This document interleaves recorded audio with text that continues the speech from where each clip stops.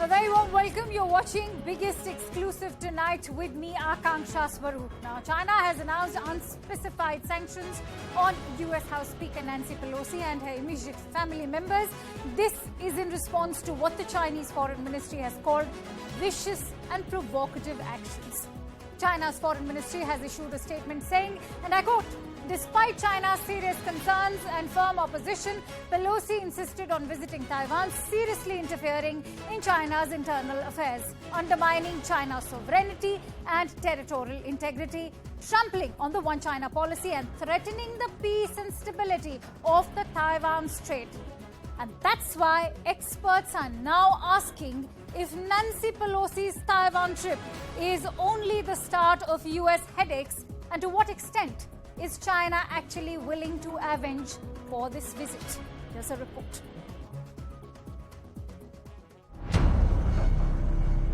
A historic visit has turned into a full-blown international crisis. The dragon is breathing fire over US House Speaker Nancy Pelosi's unprecedented Taiwan stopover. From imposing sanctions against Pelosi for what it called seriously undermining China's sovereignty, to suspending the China-US climate change talks and nixing plans for a call between military leaders, as well as 2 security meetings.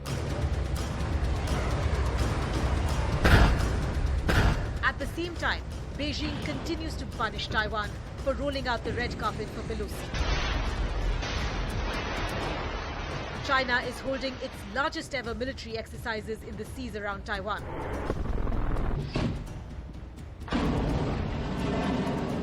Live missile drills and rocket launches, scrambling jets and choppers over Taiwanese skies, China is ratcheting up the war rhetoric. These provocative actions are a significant escalation. China has chosen to overreact and use Speaker Pelosi's visit as a pretext to increase provocative military activity in and around the Taiwan Strait. While Beijing accused Pelosi of disregarding their concerns and opposition to her visit, she was unfazed.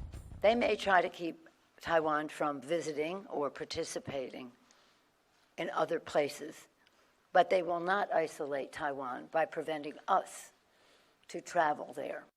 With neither side refusing to blink, how worried should we be about a possible military conflict?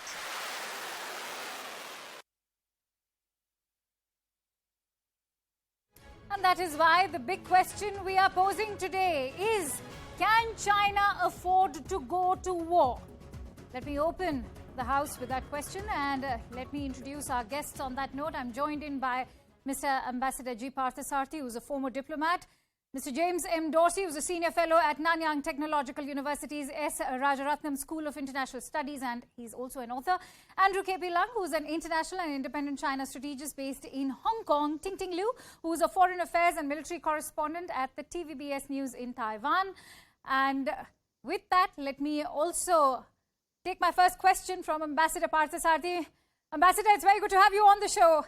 On that note, let me begin with what the recent developments are. Today itself, we've heard of China announcing unspecified sanctions on Nancy Pelosi. Considering China has already done that with a number of US officials, that includes Peter Navarro, who was a former trade advisor to Donald Trump, even former Secretary of State Mike Pompeo, do you think that these so-called unspecified sanctions will hold any significance? Look, I think very clearly, neither the United States nor China wanted to escalate things beyond a point. The Chinese had to appear to be tough, but they knew the costs of being tough if they take on the US, and therefore they had louder things to say and a harsher face to show. But let us be very clear. They know that if the Americans step in, the Japanese are against them, the South Koreans don't particularly like them, and Vietnamese down south are not exactly in love with them. So I think the Chinese have taken a valid decision to cool it. But they have to bear in mind that Xi Jinping wants to go down in history. He wants re-election soon from the party. So he cannot be seen to be surrendering to the Americans. And therefore the actions he has taken are predictable and will go down with the Chinese public as, yes, measures like, what he has done has been done. All right. Yes, he has done something. He has for the first time fired missiles across Taiwan. But that is more not substance but form. I think I also sense that the Biden administration would like to, have some sort of a normalization with Right. China and move Right. things forward. And we'll have to see how it goes. Let's get the perspective straight from the horse's mouth as well. I also have Andrew Lung with us. Andrew, let's not veer away from the question we have posed to all of you today and our viewers as well. But having said that, this is an election year, something that Ambassador Parthasarathi was also talking about. This is an election year for Xi Jinping. And not to forget, China is looking at a time when its economy is facing its slowest growth in decades. And that's not what I'm saying. The IMF projections say that. Can China afford to go to war? Well, if you look at it, both countries cannot afford to go to war at this point because of the coming November big events. For President Xi, it's not so much on the election, but the confirmation of endorsement of President Xi's third term. Don't forget that President Xi has got no competitor in sight, so it is not really a kind of election in a Western sense. But nevertheless, President Xi doesn't want to people to spoil the broth, as it were. And then also in November, Beijing is going to unveil a new lineup for the new leadership, including the replacement of the retiring Premier Li Keqiang. So it's a very, very important event for China in November. Likewise, November is also a deciding moment for the American Democratic Party. Both Nancy Pelosi and President Biden are likely to see their hold to power eroded with the coming elections, because the popularity rating of President Biden is down in the doldrums. Right. But, So I but think Mr. Lung, as far as the ratcheting up of tensions is concerned, that's being done by China right now. Having said that, let me also bring in James Dorsey. James, you heard what Andrew had to say. He's talking about November being a very crucial period. We all know that Xi Jinping certainly cannot afford bad headlines. But what are the challenges ahead for Taiwan and the United States? I'm going to ask you to specifically focus on the United States now. Well, I think basically I agree with both the ambassador and with Andrew Lung. Neither party wants a conflict at this moment. Having said that, more indeed the elections, and equally fundamentally, this is an incident that was waiting to happen. We have witnessed a much sharper big power rivalry between the United States and China, much greater assertiveness on both parties, and there is a much harder mood towards one another, much harder sentiment domestically, both in China and in the United States. I think the trick is going to be here, an environment in which the tensions are higher and will have to be very carefully managed so that it doesn't spin out of control. I think the other thing to keep in mind is that the Chinese military conflict may or may not be inevitable, but while the Chinese military has made immense advances, it still is in a position of transition and transformation, and will want to complete that first before it goes up against the United States. And the last thing I would mention here is, of course, that the United States, with all the question marks about Afghanistan and Iraq, is a battle-hardened military. I don't think that is true for the Chinese military at this point. All right. Would you like to counter that? Andrew, there's a lot of talk about how the PLA is not adequately equipped to counter the kind of forces that Taiwan may bring along with it, especially the American military. Well, separated by a body of waters, about 100 miles or kilometers, Taiwan is no easy walkover. And in fact, amphibious operations are notoriously difficult in military strategy textbooks. That's why General Mark Milley, the chairman of Joint Chiefs of Staff, in his recent testimony in the Senate, confirms that China has got no 100% confidence, full confidence to prevail on Taiwan in all circumstances, but until 2027.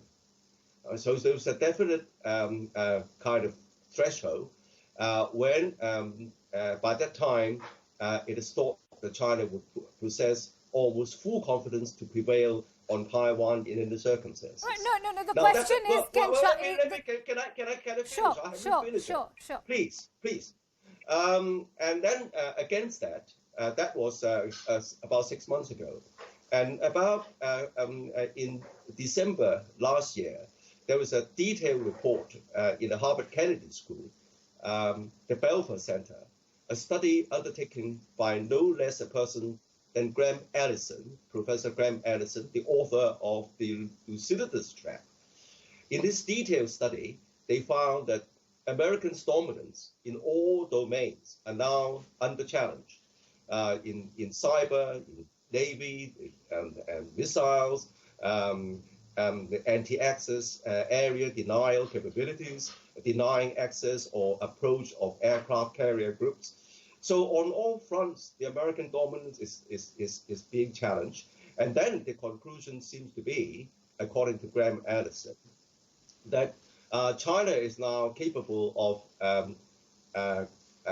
engineering a lightning fake company before the United States has the time to respond. Don't forget that Taiwan is many, many miles away from the American assets, even in the first and second island chain. So then in that case, Andrew, then in that case, a military sort of might, as far as China is concerned, is inevitable. Are you saying that we should expect the tensions to escalate further? No. Now, this is only to respond to the perception that China doesn't have the capability. Andrew, I'm sorry to interject you there. My apologies, because Ting Ting is also waiting very patiently. Ting Ting, in Tokyo, Nancy Pelosi has said that US will not allow China to isolate Taiwan. First of all, what kind of support can Taiwan expect from the United States? This actually really boils back to the fact of, the United States maintaining strategic ambiguity in this region, especially on the issue of Taiwan. I mean, like now we have been seeing like the military tension around Taiwan is actually quite intense today. So like, for example, the People's Liberation Army has actually sent 68 PLA aircraft and 13 Navy vessels around Taiwan, and many of which of those have actually crossed the median line, and that is actually not only of that, it is on top, of the ballistic missiles that actually flew over Taiwan yesterday, so we're actually seeing very increased military tension in this region, and just from our own intelligence, what we know is that the United States reconnaissance aircraft has also been flying actively in the southern parts of Taiwan. Also, perhaps to also take a look, at what the PLA is actually doing in the region. Yeah, and currently, as of what we know, is that USS Ronald Reagan, they are also conducting their military activities in the Philippine waters, Philippine Sea out there. So also watching this whole incident unfold around Taiwan, perhaps more from a distance, and also to show a U.S. presence in the region. But as to how much the United States military really interfere, or there is a point where how this will happen and how it will unfold, it is still yet to be observed. But what we know is that when you go back to the politics in Washington, there's a lot of questions, I believe, that will eventually be raised. It's like, how could Taiwan better protect herself, the stance of the Taiwan's defense ministry has always been like, oh, we do not seek for war, but we are definitely prepared for war. But the question is Taiwan definitely really prepared for war? And no doubt, we have been seeing, especially over the past 2 to 3 years, where the military is actually receiving a lot of comments and a lot of suggestions from the United States military on how to improve our own self-defense. So, like for example, extending conscription, and also to increase the level of training of the current soldiers right here. These are very key. These are very key points. And on top of that, the idea of asymmetrical warfare. This is the latest buzzword in the military circle. To counter the PLA aggression against Taiwan, the Taiwanese defense ministry made a point to say that we need to up our asymmetrical warfare, as what we have been seeing in the Russian-Ukrainian war. But whether it is quick enough, at this point in time. I guess that was something that was more or less expected when Pelosi finalized her trip to Taiwan as far as bracing up for warfare is concerned. Ambassador Parthasarathy, whether it's the pressure of midterm elections or sealing her own legacy, do you think Nancy Pelosi has had her own ulterior motives behind this trip, or was this just about showing U.S. solidarity towards Taiwan? Look, she is an extremely smart politician. That I agree. A typical Californian liberal. And she was also a very firm-willed person. Now, she has obviously had very close links with the Chinese Taiwan population in California, because I visit the place quite often. There are large Chinese Taiwanese. That there is that measure of the sort of, you can say, a sense of duty for her constituents who have always voted for her. The ethnic communities always vote Democrat, and certainly for a person like her, it will be 100%. So it's mixed feelings at her age, and I'm not sure she'll come back for another term even. But I don't think anyone can take Taiwan to be a pushover. Let us be quite clear. What the Chinese have done is got Russian equipment and sought to upgrade it. Now, in technology terms, I don't think there's anything to match what the Americans have on offer, and I'm sure their offers to Taiwan would have been at their best. So it is speculative, but I think China will be very, very careful that it does not hurt itself in the eyes of the world, because it will be seen like a big bully taking on a smaller sort of person. And therefore, this is rather speculative, but don't underestimate Taiwan. And I want to tell you one thing. Technologically, and I've been to Taiwan, they are far more advanced than the Chinese. I mean, the way they've gone about their semiconductor industry is something to be shown to the world, and there's much which India can learn from it. So I think all this is much speculation. One is quite from the very beginning. The American. All right, Ambassador Parthasarathy, I think you're freezing over there. If you could just look into your connectivity. James Dorsey, if I may quickly come to you right now. You heard what Ambassador Parthasarathy had to say. Do you think that Nancy Pelosi had sort of sensed that prudent stance that China would like to take if this visit were to materialize, that of course has already materialized? And how do you counter the assessment that Taiwan is having to pay for Nancy Pelosi's visit? Well, I think, first of all, in terms of Pelosi's motives, she's always been a hardliner on China. And she certainly, I would assume, would have wanted to shape U.S. policy. And keep in mind that the responses to the Pelosi visit coming out of Washington have been varied. On the one hand, you've had the Pentagon being quoted as saying that they don't favor the visit. You've had the White House basically first hedging its bets and then trying to repair damage or clarify by actually for one of the very few times emphasizing that the United States does not favor Taiwanese independence. And of course, you had Pelosi going forward with the visit. I think one thing to keep in mind is, in terms of contextualizing, if you wish, the Chinese response to the Pelosi visit, is the fact that China, for several years now, has basically acted as a bully. With other words, the language it uses when it criticizes other countries is the one of a stern teacher talking to his pupil rather than talking to an equal. It has economically sanctioned countries like Australia, like Sweden, like Lithuania, the Czech Republic for policies that it did not like. So, first of all, it's an interference in the domestic affairs of multiple countries, and it's a policy of intimidation. Right. And that's what we're seeing on a much greater scale in the response to the Pelosi Absolutely. visit. And that is not just something we are now observing in Taiwan. There's something we've already seen what's happened in Hong Kong.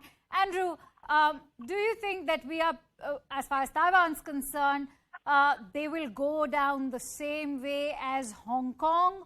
Or it's actually the policy that was towards Hong Kong that was not the case in Taiwan, which will actually salvage Taiwan? And then I'm going to actually come to you and talk about these targeted measures that are being adopted by China. But first, I'd like you to answer that. Well, as far as interference and intimidation are concerned, I think it would be ironic for these criticisms coming from another even more aggressive country interfering in China's internal affairs like Hong Kong and Xinjiang, and also intimidation in terms of the military exercises and so-called freedom of navigations at the front door of China's territorial waters. But anyway, be that as it may, I don't think that there is also a fear in Beijing that there is a trap to provoke China into taking premature action, knowing, as I was referring to Mark Milley's military assessment, that China is not fully ready. So the window to cause any severe damage to China's trajectory is to provoke China into doing something rash. And I don't think that Beijing would fall for this trap. Now, as far as the solution of the Taiwan question is concerned, Beijing has repeatedly emphasized that peaceful unification is the ideal solution. And that's, of course, Sun Tzu's art of war. Now, how to achieve that, of course, is very difficult because most Taiwanese don't want unification. Neither do they want independence because they know for sure that any declaration of independence would bring havoc to Taiwan. So they just want to maintain the status quo forever. However, forever is not the answer for Beijing because President Xi Jinping has set a deadline of 2049 for peaceful unification, ideally, which is the 100th anniversary of the founding of the People's Republic of China. But now, Andrew, I'm sorry to interject, but we're talking about peaceful reunification. Just yesterday or a day before, we've seen China's state mouthpiece, Global Times, talking about speeding up the reunification process, and it looked very angry as far as that entire write-up is concerned. So I don't know if that makes sense if we are going to talk about a peaceful reunification with Taiwan. No, well, I don't believe every word that Global Times says. For example, well, you may counter, but the fact is, it is the state. Yeah. Well, let me finish. Okay. I think that the peaceful solution is not a pipe dream. I would use the Hong Kong reversion of sovereignty as an example. Now, before this return of Hong Kong to the motherland was first bruited, there was a great deal of unease in Hong Kong, myself included. I mean, who knows? I mean, so because the Hong Kong has been governed under a different system, and for Hong Kong to be returned to China, of course, there was the society, the businesses, they're all up in a great turmoil.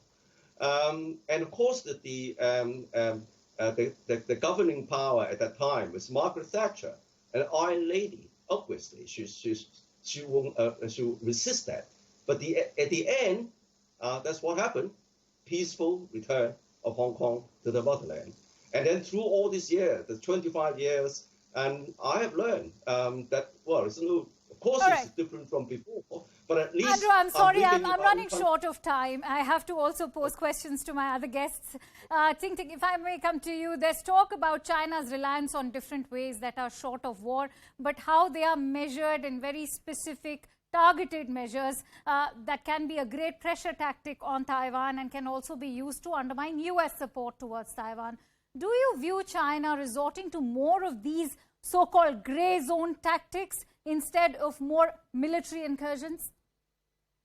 No, I mean, this is a tactic that has actually been closely observed, employed by the PLA over the past few years. I think one thing that is key to note is that on top of all the PLA jet incursions that has been widely reported, like how the jets have been flying to Taiwan's air defense identification zone, there are actually reports in Taiwan where we know that on the, let's say, the islands of the outer islands around Taiwan, let's say the Taiping Islands and also the straddling islands, those areas basically for Taiwan.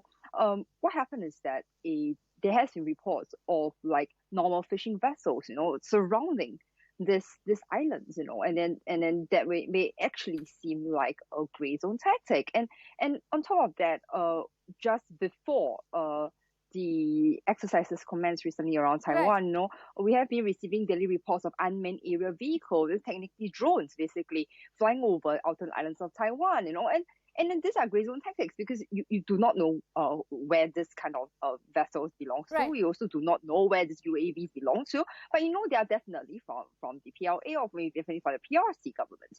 So in that sense, there are not many cards for Taiwan to play at this hand because it is gray zone tactic and there may be a risk of miscalculation. James, as far as the United States is concerned, there's a crucial question that arises as far as the foreign policy is concerned. At a time when China is only getting more fierce about its one China policy and people are questioning US's capability to even defend Taiwan, can the United States still afford the policy of strategic ambiguity? I think this is... I think it at this point has no choice but to maintain that policy. Anything else would sharpen and lead and accelerate a potential conflict. There's no way that the United States, I think, can not stand by Taiwan, and therefore extending what is granted a fundamentally an unsustainable position. Taiwan's position was dependent on China maintaining its claim to Taiwan but not asserting, and it was dependent on the United States supporting Taiwan but not pushing it towards independence. I think Ting Ting wanted to also bring in her point of view. Please go ahead, Ting Ting. Oh no, but see, I just wanted to do a very simple add-on. It's like the Taiwanese have always been generally the general public, has been always very hopeful, that maybe that the US may come to Taiwan's defense. But fundamentally, I think the Taiwanese government has also been telling people that it is key for us, for people in Taiwan to self-defend, to show to the world that it no doubt you should defend your own country before putting your hopes in others helping to defend you. That is one thing very crucial as we have seen in the Russian and Ukrainian war. Yeah. Right. Andrew, do you think that for United States right now, strategic ambiguity is the only way forward?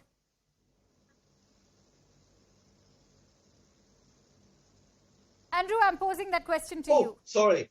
Well, sorry. I thought you're asking some other guests. Well, I think that this is not so much for the United States.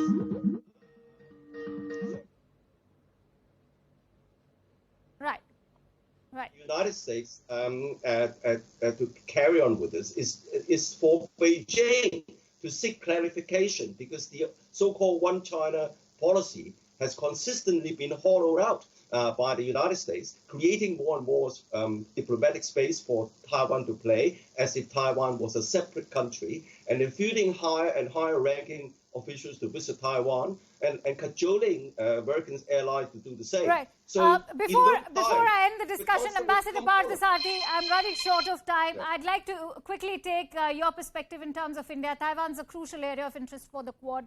Should that now be a case for India too, or should India tread more cautiously? No, I think obviously everything in the Quad is decided by a consensus. Right. No single country can have its way. Taiwan is hypothetical at this stage. As someone said, we're talking of 2049, which at least many of us won't be around. The fact of the matter is that China is becoming an aggressive and assertive country. Right. It is a threat to India's security, not directly, but because what it does with its neighbors. I'm very sorry, provides Ambassador nuclear Parthasarathy. weapons. I'm running short of time. I'll have to end the discussion over there. Many thanks to our guests for joining in this discussion. And with that, it's over to Ridhima for Plain Speak.